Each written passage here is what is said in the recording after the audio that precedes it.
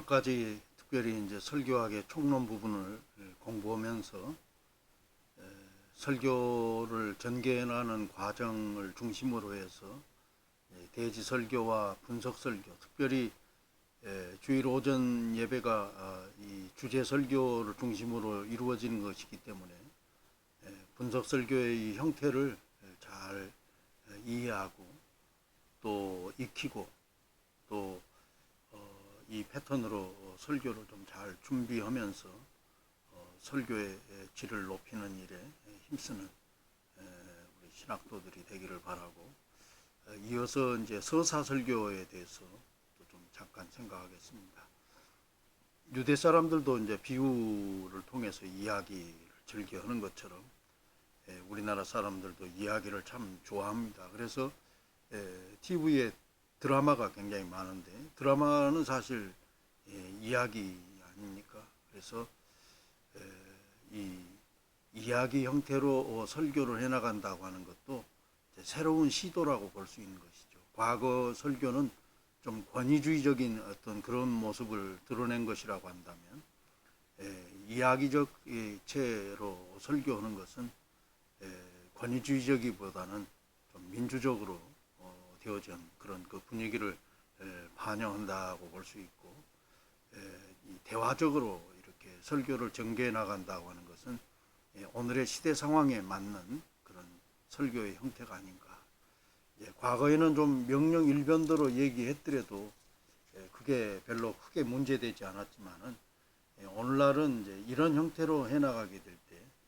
상당수의 사람들이 좀 거부감을 받을 수 있다 그런 것. 그래서 이야기 형태로 설교를 전개해 나가는 것은 예수님의 방법이기도 하고, 또 성경에서도 우리에게 보여주는 그런 설교 형태이기 때문에 우리가 이 서사 설교에 대해서 좀 관심을 갖고, 또 이런 부분에 대해서도 나름대로 우리가 조금 그 역량을 키우는 것이 필요하지 않는가. 이야기라고 하는 것 자체가 이게 흥미진진하게 잘 진행될 때는 별 문제가 아닙니다만은, 그러지 못할 때는 오히려 더 상당히 흥미를 잃게 하고 또 집중력을 떨어뜨리는 그런 부분들도 있기 때문에, 모든 설교자가 이게 다 자유롭게 할 수 있는 그런 그 설교의 영역은 아닙니다만은, 사실 우리 목회자들이 이제 기회가 되면은 이제 소설도 좀 많이 읽고 또 문학 작품들도 여러 읽으면서 이런 부분들의 역량을 키워나갈 때 이야기를 전개해 나가는 방식들도 좀 발전하지 않겠는가 생각하면서, 특별히 이제 성경 본문을 좀 집중적으로 연구하고 또 문맥에 쓰여져 있지 않는 그 내용들을 상상력을 가지고 건전하게 잘 전개하고, 그래서 TV도 드라마 가끔 보게 되면 역사 기록물로는 그렇게 긴 자료가 아니고 달랑 뭐 역사에 한두 줄 정도밖에 안 되는 것들을 작가의 상상력을 동원해서 이제 그 재밌는 이야기로 이제 펼쳐지게 될 때 많은 그런 그 이야기거리들이 생긴 것과 마찬가지로, 잘 우리가 알고 있는 성경 이야기지만은 이것을 신선한 말씀으로 오늘 우리 시대에 이제 재해석해서 또 창조해서 만들어서 설교한다고 하는 것들도 굉장히 귀중한 것이고, 그래서 주석을 성실하게 잘하고 여기에다 상상력을 가미해 가지고 표현을 이제 좀 디테일하게 하게 될 때 서사 설교는 상당히 청중들에게 깊은 흥미와 또 감동을 주는 그런 그 말씀이 되게 하는데, 우리들이 즐겨보는 영화 가운데 영영칠이라고 하는 영화 보면 사실 주인공이 이제 위기의 순간에 처하기도 하고 또 쫓기기도 하고 그런 것을 보는데, 사실 영영칠은 죽지는 않잖아요. 결론은 이미 나 있는 것인데 뻔하게 진행하는 것이 아니라 우리들이 평상시 생각하는 것과는 다른 각도에서 그 생각하게 될 때 영영칠은 이제 스릴을 느끼게 하고, 위기의 순간에도 그것을 좀 잘 빠져나오는 그런 그 장면들을 연출해서 이 보는 사람으로 하여금 흥미를 갖게 하는 것과 마찬가지로 오늘 이 서사 설교도 우리가 기법이 좀 발달하고 또 잘 표현하게 되면은 회중들에게 큰 관심과 또 은혜를 끼치는 그런 그 설교, 그리고 오늘날 민주화된 이런 사고방식의 회중들에게 적합한 그런 말씀이 안도는가. 그래서 이 이야기체 설교, 서사 설교에 대해서 몇 가지 우리가 조금 생각해야 될 것은, 설교자가 본문의 사건에 깊숙이 농축되어 그 사건에서 전개된 장면들을 깊은 영성의 눈으로 볼 수 있어야 된다. 182페이지 제일 윗부분입니다만은, 어떤 경우든지 간에 본문을 떠나서는 설교가 되어질 수 없고, 또 본문의 의미와는 전혀 다른 방향으로 설교할 수는 없는 것이죠. 물론 꼭 그대로 한정돼서 말하는 것은 아니고, 본문을 잘 이렇게 추리하고 또 상상력이 거기에 좀 겸비되어 가지고 성경의 어떤 참된 지식이 결부되어서 이 보통 우리들에게 겉도는 그런 이야기가 아니라 흥미를 주는 그런 이야기로 잘 구성한다고 하는 것은 굉장히 중요하고, 또 사건을 바라보게 될 때 굉장히 그 깊은 통찰력을 가지고 관찰을 잘 하면서 해야 할 것이고, 또 같은 표현이라도 좀 일상적으로 늘상 하는 그런 그 식상한 언어 표현보다는 좀 문학적인 표현. 그래서 이 셰익스피어 작품의 그 위대한 것은 대화라든지 어떤 그 전개해가는 그 언어적 표현이 굉장히 빼어나다고 하는 그런 면에서 설교가들이 조금 이런 그 예술가적 감각을 가지고 준비한다고 하는 것도 중요하고, 또 이런 그 이야기로 전개해 나갈 때는 이야기 속에 너무 교훈을 많이 갖게 되면은 거부감을 가질 수도 있다고 하는 것이죠. 그래서 가급적이면은 자연스럽게 이야기를 하고, 이솝 얘기도 마찬가지 아니에요. 이솝 얘기를 딱 들려주면은 이 얘기는 오늘 지나치게 욕심내서는 안 되겠구나 하는 나름대로 교훈이 있거든요. 스스로 알고 또 얘기하지 않아도 어느 정도 알 수 있는 그런 부분들인데, 굳이 이것을 또 끄집어내 가지고 이중적으로 얘기를 했었을 때 오히려 더 거부감을 가질 수 있다 하는 것을 생각하면서 적용하는 부분들이 이제 필요하다고 그럴 때 최소한도 적용을 해서 문제가 되지 않도록 하고, 또 설교자가 회중에게 무엇을 말해주려는 의도는 근본적으로 삭제하고 사건을 단순하게 보여주면서 회중이 자신들에게 해당된 부분을 보고 가져가는데 주안점을 둬야 된다. 이제 설교가 점점 아까 얘기 드린 것처럼 그 회중들의 입장에서 또 회중들의 그 마음을 헤아리면서 설교를 하게 될 때 어떤 일에 대해서 결단을 내린다든지 또 중요한 어떤 그런 상황에 대해서 회중이 스스로 그것을 판단하고 또 그런 그 마음을 가질 수 있도록 도와주는 역할을 해야지, 이 설교자가 모든 것들을 다 지시하는 형태로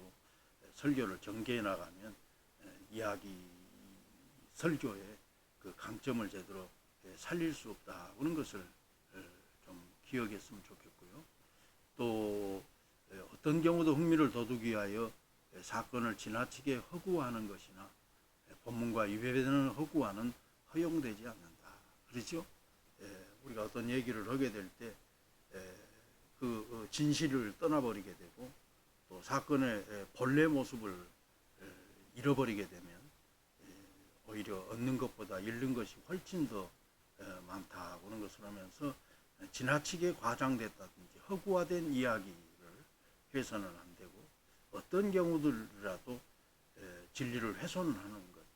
좀 지양해야 된다 하는 것을 생각하면서 상상력도 적절하게 이렇게 해서 진리가 온전히 전달될 수 있도록 하는데 이 설화체 설교와 이야기체 설교 뭐 크게 구분돼서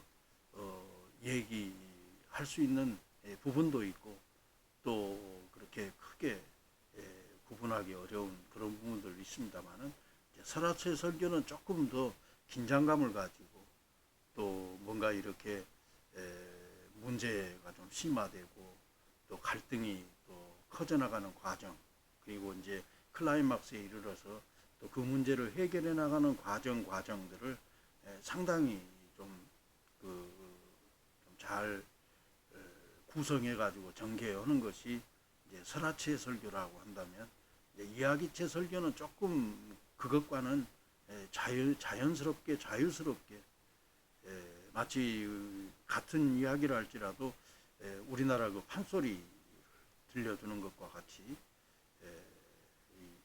편안한 상태에서 이야기를 전개해가는 설교를 이야기체 설교라고 하는데 이 두 가지 설화체 설교, 이야기체 설교 공통점을 조금 우리가 좀 알 필요가 있는데 이 두 설교 방법론은 이야기가 가지는 특성을 따라 전개된다. 이야기는 인물을 중심으로 하든지 사건을 중심으로 하든지 그것들을 묘사하는 특징을 갖는다. 그래서 이 설화체 설교나 이야기체 설교는 인물을 중심으로든 또는 사건을 중심으로든지 간에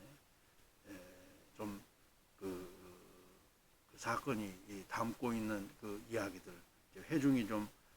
흥미를 갖고 또 내가 늘상 경험하는 그런 좀 동질감을 느끼는 그런 그 이야기로 이렇게 공감을 일으킬 수 있도록 준비하는 것들 굉장히 중요하겠고 또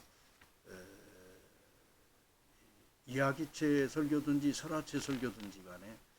설교에 대해서 늘 강조하면서 성경 내용만으로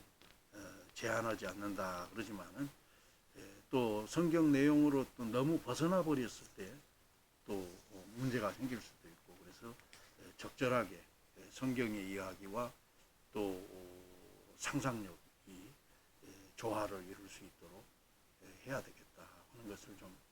가졌으면 좋겠습니다. 사실 그 세계적인 지휘자 가운데 지금은 고인이 되어 있습니다만은 번시잔이라고 하는 그런 그 지휘자 유대인 아닙니까? 그분은 어머니로부터 이제 구약 성경이랄지 자기들 이스라엘의 역사에 대한 여러 이야기들을 듣게 될 때 그 어머니가 그 성경 이야기를 아주 재밌게 해주셨다. 유월절에 대한 이야기를 하게 될 때 어느 이야기든지 똑같이 이야기한 적은 없었다는 거죠. 매번 그 같은 사건이지만은 어머니는 잘 각색해서 하나님의 은혜 또 하나님의 능력 이것을 잘 깨달을 수 있도록 구성을 해서 이야기를 해주셨는데 그 이야기를 듣고 나름대로 이제 그 예술적 감각을 가지고 또 그것을 이제 음악적으로 잘 표현해서 성경의 이야기를 통해서 마치 그림을 보는 것과 같은 그런 그 영감들을 많이 얻었다고 하는 그런 그 이야기를 듣습니다만은 이 이야기라고 하는 것은 나름대로 갖고 있는 그런 그 굉장한 그 상상력을 불어넣는 그런 그 부분들도 있지 않습니까? 그래서 어떤 이야기의 흐름도 중요하고 또 거기에 사용되는 언어도 적절하게 잘 활용하게 될 때 마치 한 폭의 그림을 보는 것과 같은 그런 그 마음으로 설교를 들을 수 있도록 한다고 한다면 이것도 상당히 좀 귀한 점이 아닌가. 그런데 이제 이 설화체 설교와 이야기체의 차이는 뭔가? 이제 설화체는 아까 얘기한 것처럼 이야기가 그냥 평범하게 진행되기보다는 문제가 생기고 또 갈등의 골이 깊어지고 그래서 이제 클라이막스에 이르러 가지고 이제 굉장히 이제 위기의 상황에 처해 있다가 이것들이 이제 아주 그 절묘하게 구성되어진 방식을 통해서 하나씩 이렇게 이제 해결의 실마리를 찾아가면서 드라마가 전개되는 것과 같이 모순과 갈등으로부터 시작해가지고 이것이 이제 심화되고 그리고 이제 클라이막스에 이르렀다가 이 여러 가지로 복잡했던 문제들이 이제 풀려나가면서 이제 해결의 단계로 나가는 아주 이 정교한 작가가 여러 복선들을 깔고 또 그 구성을 좀 성실하게 해서 그렇게 드라마를 전개하는 것과 같이 하는 것이 이제 설화체의 설교라고 하는 것이죠. 그래서 여러분들 책 185페이지 중간에서 조금 아래에 보면 이와 같이 설화체 설교는 모순점 제기, 갈등의 심화, 또 문제 해결이 제시되는 전환, 그리고 확인의 단계, 이런 구성 단계를 갖는다 그랬는데 이런 부분들이 사실은 이제 정식 작가가 아닌 일반 설교자가 좀 시도하기는 굉장히 어려운 부분들이 있고 또 우리들이 드라마를 보게 되면은 또 작가들이 전개도 좀 잘 하지만은 또 한 회 한 회 이렇게 다 끊을 때 보면 그 다음 회가 좀 궁금해지고 또 그 다음 회를 어떻게 전개될 것인가 하는 것에 대해서 관심을 갖고 생각될 만큼 그렇게 잘 진행시키는 것 이런 것들도 굉장히 중요한 것이라 생각하면서 처음에는 좀 어려운 작업입니다만은 이게 전체를 다 못 온다 할지라도 성경의 그 어떤 시대적 배경이나 삶의 정황들을 얘기를 할 때 딱딱한 표현으로 그냥 이렇게 설명하는 것보다는 좀 이야기체 형태로 이렇게 전개해서 부분적으로도 이렇게 좀 도입해서 이야기체 설교를 진행해도 괜찮지 않은가 하는 것을 좀 보면서 조금 전에 얘기 드린 것처럼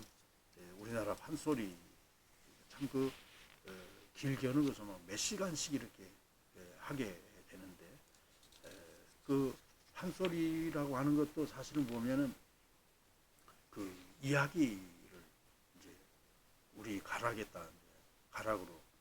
전개해 나가는 것 아닙니까? 그래서 설교도 사실은 조금 이런 그 도움을 받아서 사람들에게 흥미를 주고 또 기쁨을 주고 또 쉽게 이해할 수 있는 그런 그 형태로서 이 이야기체 설교는 오늘 같은 시대 속에서는 한번 시도해 볼 만한 그런 그 좋은 것이 아닌가. 그리고 이제 어떤 이야기들을 할 때 이제 장면들 보통 TV에서도 보면 이제 그 세트장들이 이렇게 전개될 때 사람들의 그 집중력을 좀 도모하기 위해서 한 25분 정도 이렇게 설교를 한다고 한다면 한 장면을 한 5분 정도로 생각했을 때 한 네 장면 내지 5장면 정도 이렇게 구분해서 전개하는 것이 또 가장 효과적이지 않는가. 그러나 이 서사설교라든지 설화체 설교라고 하는 이 이야기체 설교 결코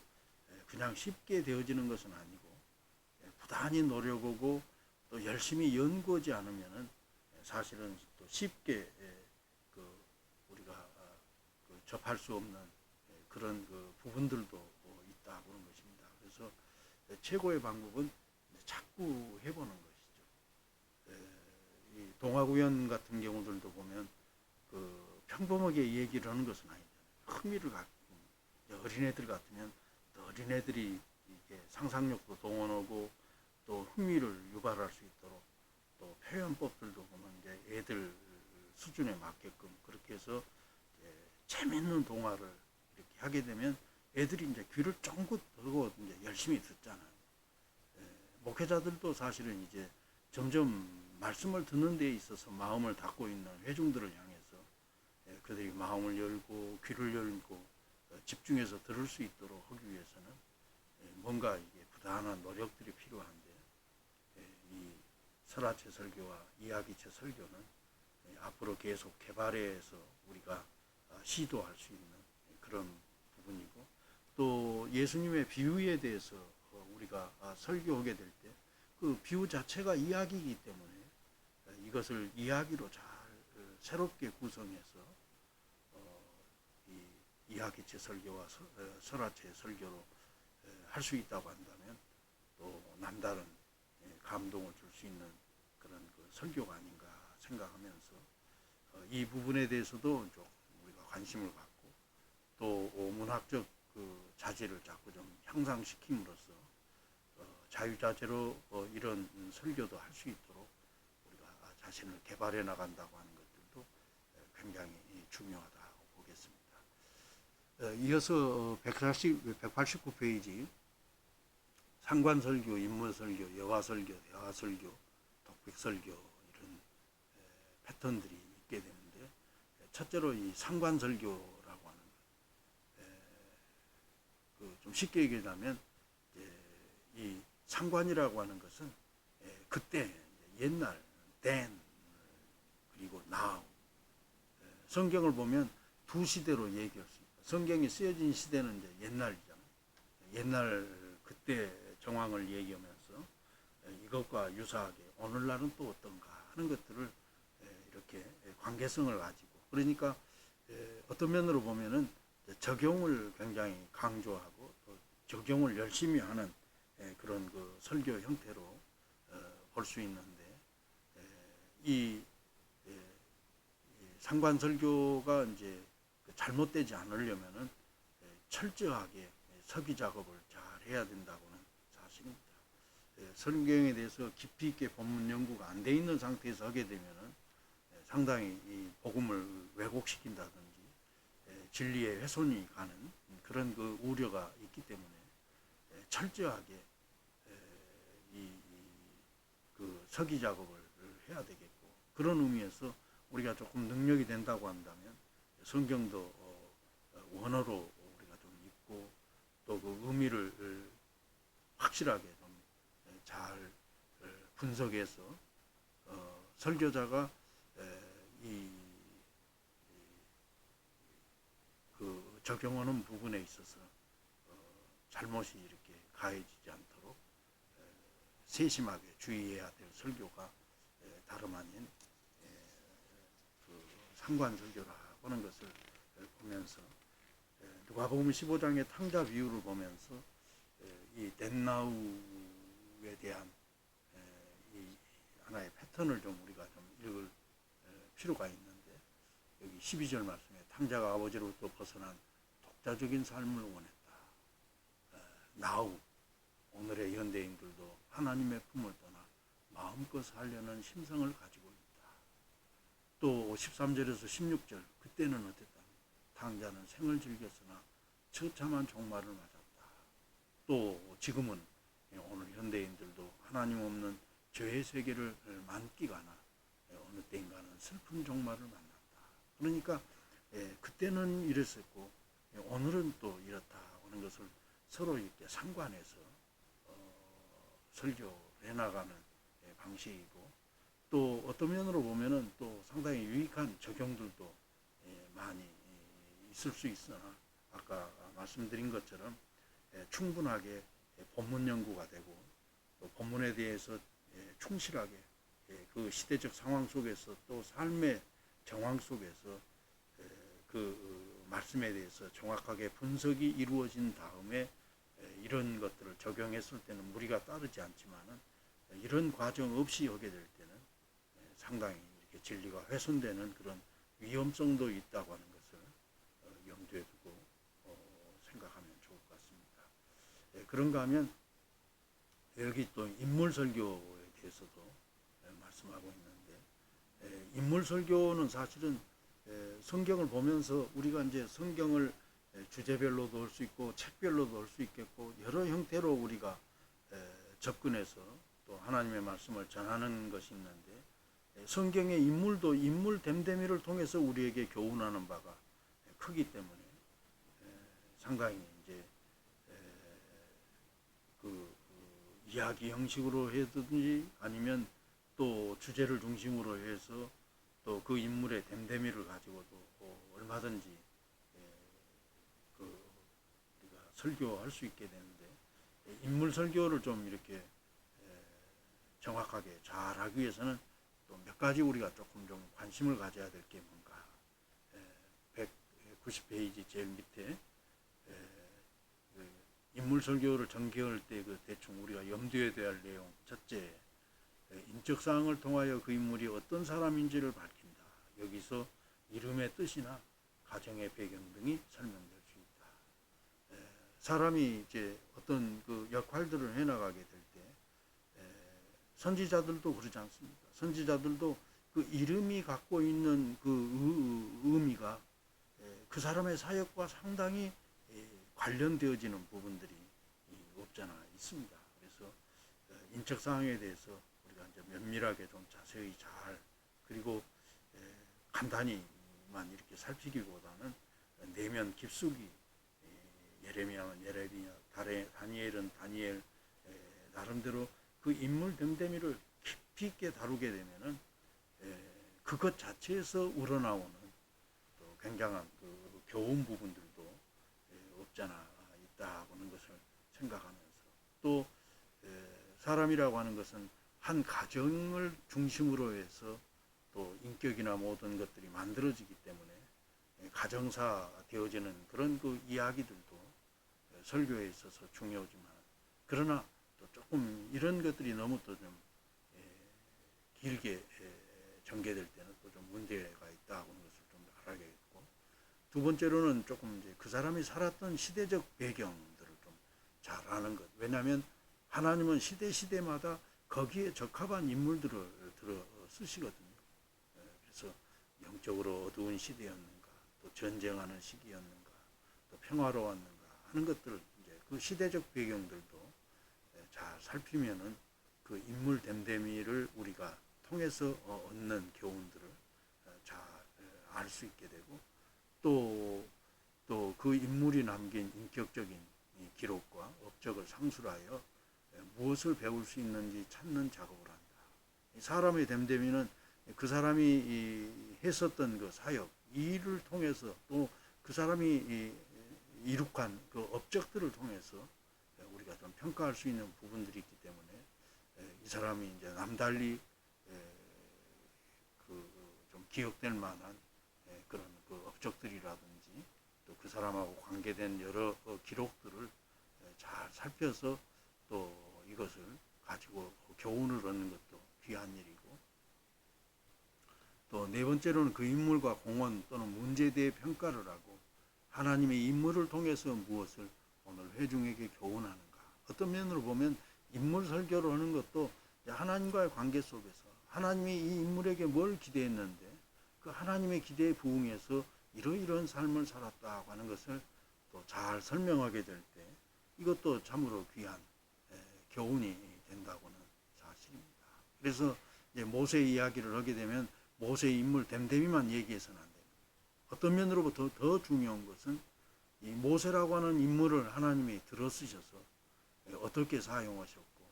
또 어떤 일들을 통해서 하나님의 뜻을 펼쳤는가. 그래서 비록 이제 성경 전면에 드러나 있는 것은 사람의 모습이지만 그러나 그 사람을 들어서 쓰시는 분은 하나님이다. 그래서 뒤에 계시고 눈에 보이지는 않지만 그 하나님을 전면에 이렇게 잘 클로즈업 시켜서 하나님께서 교훈하신 그런 귀한 교훈에 대해서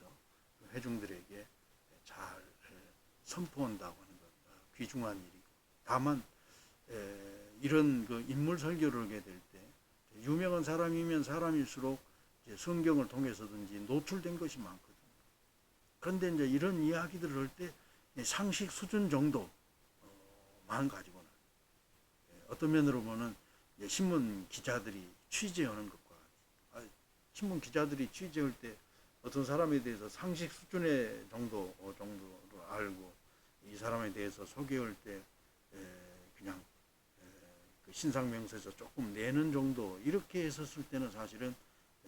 그 설교를 듣는 사람들이 굉장히 실망한 것이죠. 마치 특종 기사를 쓰기 위해서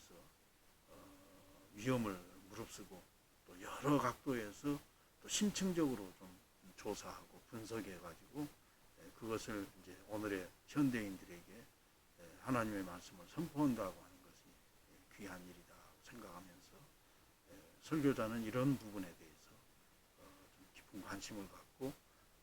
인물 설교에 대해서도 심층적으로 잘 준비해서 하게 되면은 효과를 줄 수 있는 교육이 아닌가 생각합니다. 조금 쉬었다가 이어서